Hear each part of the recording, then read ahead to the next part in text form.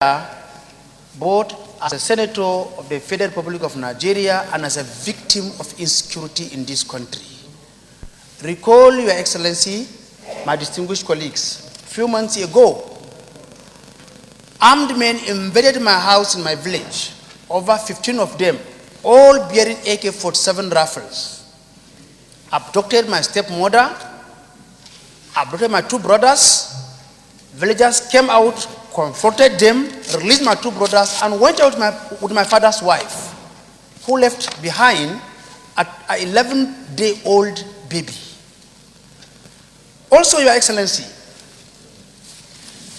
few months ago, the same bandits came back to my village and killed the ward chairman of my party in my own ward.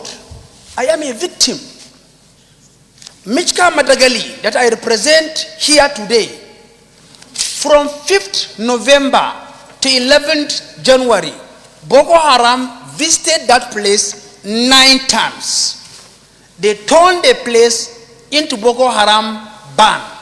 Whenever they run out of food, they stroll into those local governments, cut away their food, cut away their drugs, empty their shops, supermarkets, and take it back to their forest, almost unchallenged.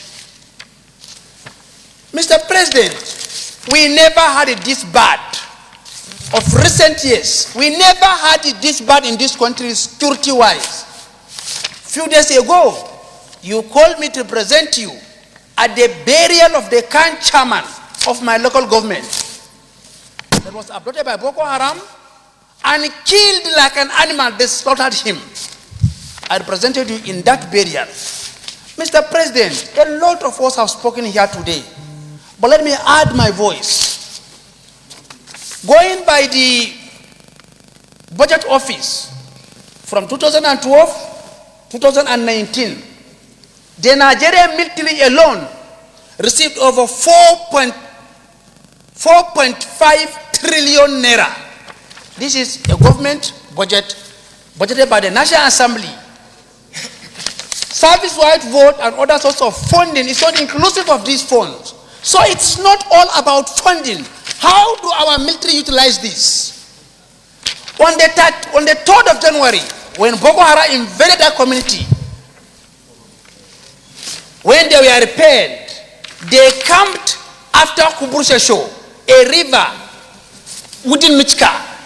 Security force could not go there because they told me that their vehicle has spoiled. Soldiers. Mr. President, sir, I want to plead. The service chiefs have done their best, but I think they have run out of ideas.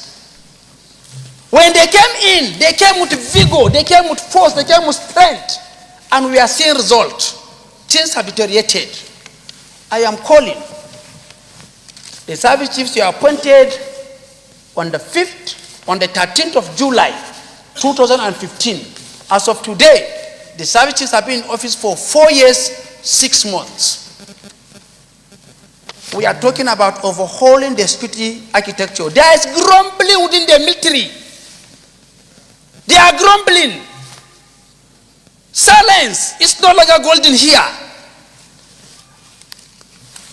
Let me borrow the word of my sister. Yesterday's we are survivors, are today's victim. Today's survivors are tomorrow's victim. Mr. President needs to reject the security apparatus, and if we need foreign help, we should not be ashamed of asking for foreign help to come and help us. Today in Borno State, virtually all trunk A roads are shut down in Borno State. Trunk B road are also shut down in Borno State. Nobody dare move. I call on the President Commander-in-Chief of the Armed Forces to look inward. I want to repeat, the security chiefs have done their best. I think it's time to bring in new ideas to come and help this country. Thank you for your time, sir.